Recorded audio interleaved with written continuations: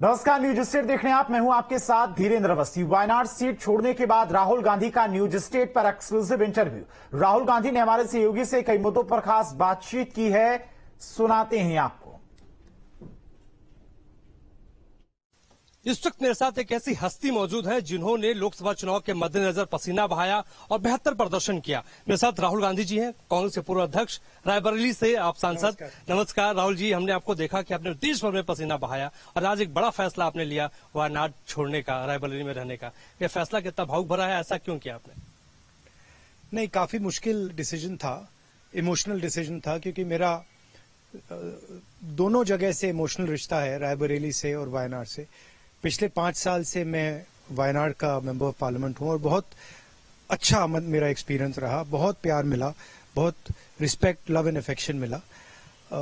मगर कांग्रेस प्रेसिडेंट ने कहा कि मुझे रायबरेली में रहना चाहिए। मेरी भी थिंकिंग थी कि जो देश में आज हालात है और मेन जो लड़ाई है वो उत्तर प्रदेश में है और पुराना रिश्ता तो है रायबरेली के साथ, तो इसलिए ये डिसीजन लिया गया। मगर प्रियंका वायनाड जाएगी और मैंने प्रियंका से भी कहा है और वायनाड के लोगों से भी कहा है कि वायनाड के 2 सांसद हैं और रायबरेली के भी 2 सांसद हैं। राहुल जी, मैं वायनाड में भी था, उस वक्त मैंने आपको कवर वहां पे किया। वायनाड से एक आपका इमोशनल रिश्ता वहां पे रहा है। वहां पे लोगों का कहना था कि राहुल गांधी जी जो भी फैसला करेंगे हम उसको मानेंगे। प्रियंका गांधी जी का पहला ये चुनाव होगा, इसको आप किस तरीके से, बहन चुनाव मैदान में उतरने जा रही है? नहीं, अच्छा लग रहा है। रायबरेली भी एक दूसरा घर है हमारा, तो अच्छा है, अच्छा हुआ है। कहते हैं कि उत्तर प्रदेश की पगडंडियों से ही होकर दिल्ली की सत्ता में आना होता है और इस बार आपने बहुत बेहतर प्रदर्शन उत्तर प्रदेश में किया है।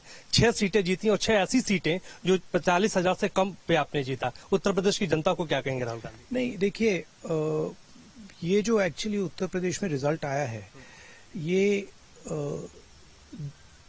इसमें देश की राजनीति बदली है। पहले राजनीति हो रही थी, नफरत की जो राजनीति हो रही थी, हिंसा की जो राजनीति हो रही थी, उसका जवाब देश की जनता ने और उत्तर प्रदेश की जनता ने दिया है। बीजेपी का अयोध्या में हारना एक डायरेक्ट मैसेज है कि उत्तर प्रदेश की जनता को, देश की जनता को जो राजनीति उन्होंने की, जो नफरत उन्होंने फैलाई, वो एक्सेप्टेबल नहीं है। तो अब लड़ाई उत्तर प्रदेश में होगी। चुनाव आ रहे हैं उत्तर प्रदेश में, हमारा गठबंधन बहुत मजबूत है। हमें लगता है कि हमारा उत्तर प्रदेश में बहुत अच्छा परफॉर्मेंस होगा और देश की राजनीति को उत्तर प्रदेश बदलता है। 102 सीटें आपके पास हैं लोकसभा में मौजूदा वक्त में, क्या कहना चाहेंगे? श्रेय किसको आप देना चाहेंगे? क्योंकि एक ऐसा प्रदर्शन हमने देखा, राहुल गांधी की भारत जोड़ो यात्रा को हमने कवर किया, शुरू से मैंने कवर किया, भारत जोड़ो नया यात्रा को मैंने कवर किया। श्रेय किसको आप देना चाहेंगे? देश की जनता को। और किसको? श्रेय तो उनको ही जाता है। भारत जोड़ो यात्रा में उनका एक्सप्रेशन था। आप लोग मीडिया के हो तो आप कहते हो देखो राहुल गांधी चल रहा है, मगर राहुल गांधी के साथ लाखों लोग चले थे। हमारे साथ मतलब पूरे डिस्टेंस हजारों लोग चले, तो एक्सप्रेशन देश का था। और जो भी हम सीखे हैं, जो हमारे मैनिफेस्टो में गया, जो कॉन्स्टिट्यूशन की बात उठी, जो रिजर्वेशन की बात उठी, जाति जनगणना की बात उठी, बेरोजगारी की बात उठी, ये सब भारत जोड़ो यात्रा, भारत जोड़ो न्याय यात्रा में जनता ने हमें बताया है। ये जनता का ज्ञान है, जनता का विजडम है और हम उन्हीं के लिए काम करते हैं। और जनता ने क्लियर मैसेज दिया है इस बार।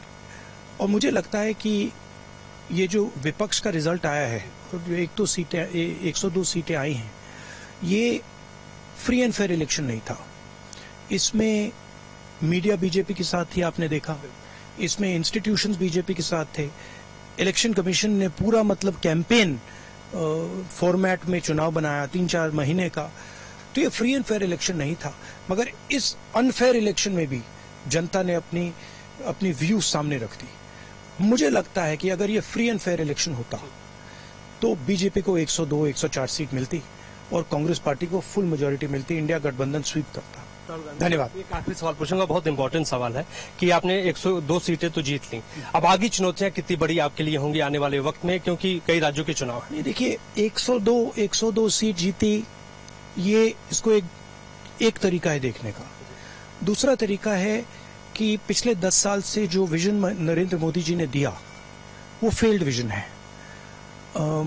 बेरोजगारी देखिए, महंगाई देखिए, इकोनॉमी देखिए, स्मॉल मीडियम बिजनेसेस देखिए, किसानों की हालत देखिए।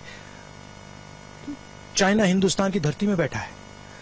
तो हर लेवल पे ये एक फेल्ड विजन है। अब विपक्ष की जिम्मेदारी बनती है, कांग्रेस पार्टी की जिम्मेदारी बनती है कि हम देश को एक दूसरा विजन दें।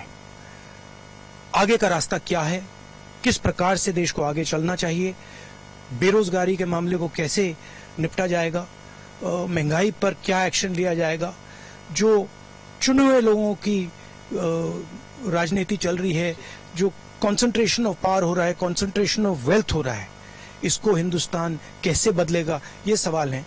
और इन सवालों का जवाब कांग्रेस पार्टी को और इंडिया गठबंधन को देना पड़ेगा। तो ये हमारा प्लान है।